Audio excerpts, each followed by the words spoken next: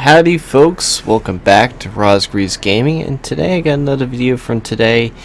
Aaron Ho, which you guys never saw, in the Tier 6 Royal Navy Leander.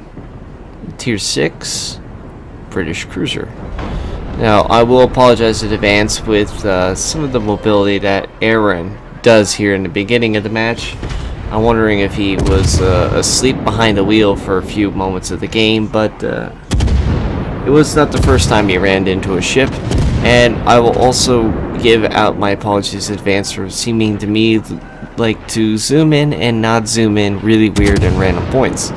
And this is because of the stupid warship bug where everybody has to do this stupid little zoom in, zoom out to see things. So I'm only doing the best I can to not make the video content terrible for you guys. But anyway, Tier 6 British cruiser, Leander. I'm sorry, like I said before, it's kind of glitchy, the bugs with this thing. I'm hoping Wargaming gets this fixed, because replays right now are going to look buggy like this for some time until they remove a patch or something, or to some point we're probably going to get it. If it gets any worse, I'm going to have to like do something else replay wise. I'm going to have to get something else, or this is going to end where you guys are not going to like it anymore and I'm going to have to remove it. Alright, enough of that disclaimer. Back to the ship. Leander. Well, one of the first Tier 6s I actually enjoyed. I think everybody had a breath of fresh air easily after playing with Emerald, which everybody did a meme about that thing pretty much. But this was the first more, let's say, modern of the British cruisers, with twin gun mounts, two 6-inch guns in 5-inch guns. Sorry, 5-inch guns in each. So you had 8 guns, 2 in each turret, that like decently spammed. They're not incredibly fast for reload, but they are decent enough for its advancement at that time. The guns do reload pretty fair for its tier. Now, what's to say about Leander? Well, Leander has pretty good dispersion, pretty good guns actually for its tier. Range is fair, and the torpedoes, because the British derpy torpedoes are pretty good. The good news is at least the blind fire is still pretty good. If you're pretty far away from the ship, you're going to be fine. If they start getting dead close, they're going to start detecting you. You also have hydroacoustic, or you can put a plane up, or you could... That's pretty much it. You also have, like I said, the single fire torpedoes at a very decent range, and of course a heal that's pretty decent. Now, I don't know why, but Aaron, as you notice down below in his consumables, does not have any premium consumables. So if he's praying for heals, or he's praying for repair, he's gonna have to wait for 6 hours for that to happen, almost, in a way. Aaron, just to give you a heads up, there is a way you can get premium consumables without using your doubloons. Just switch the option to credits and you'll be fine, buddy. And if you're running out of credits, then use a premium and you can negate and gain those credits back. No problem. Or no foul. Anyway, enough lily-galling about that.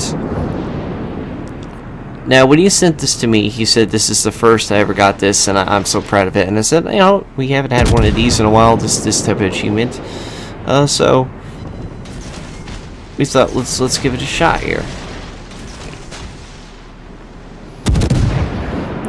Now, of course, he is a little up on the troubled side here with a Fuso and many other ships really dead close to him.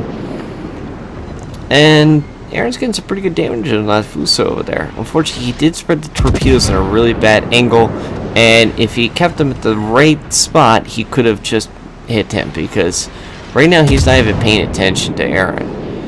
All he had to do was fire them all in the same position, and all 4 would have hit. That ship wasn't paying attention to who was shooting at him at the time, and was ignoring the Leander hitting him. Now with that torpedo hit, now he's got his undivided attention. And once again, you're gonna watch. He's gonna throw torpedoes out, and he miscalculates again.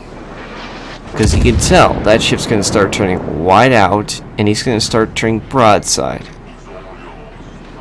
Because of Aaron's putting him a little too far back, and this is from a person who does not play very good on destroyers, he's gonna miss, unfortunately. But it does get his attention a little more. Now Aaron's trying to kite back as far distance as he can. And I don't know why, but this poor... luckily, because of the British battleship meta, I think it's going on for the past some time. Freaking Aaron over here is not going to get hit by armor piercing apparently, because this ship is only firing high explosive at him. If it was armor piercing, he would be destroyed in a heartbeat. But luckily, that's not the case right now. He's just firing armor piercing after high explosive after high explosive, and just splashing on the on the structure and incapacitating modules instead of really killing him and getting rid of him. And like that, as always, Aaron has lost his rudder. And Aaron uses a heal. Now, you can tell that the team on this map are not doing so well on the straights. Now, I can tell you right off the bat, this map is not one of my favorites. It took me a long time to get used to this map. It's... You either win on your side or you don't. And you can't go, oh, let's combine forces and we'll win together. That's not going to happen on this map. Now, what else can we talk about the weakness about this? Well, Tier 6 Leander, the guns take a little while to reload compared to other certain ships I like. For its guns, it takes a while to reload. Smoke has been updated, so now that's not an issue anymore. Torpedoes are fair. Damage is okay for its tier. But the drawback, of course, is the armor. It's very, very thin. Not as thin as the French currently at the Tier 6 line. But this ship does have it can be destroyed in one shot if you're not being careful. You kind of have to treat this thing as if it's a delicate flower in the right situations. However, if you shine that boy up and you hit the right spot, you're going to hit some massive, pretty nasty damage on enemy ships. As like that. Those are fair shots. Now, I don't know why, but he keeps zooming out with the torpedoes. He's looking around him for any incoming ships, which currently there's nothing, just the planes. The only thing spawning is a big, fat, reversing battleship. And he's getting some pretty good hits on that ship over there.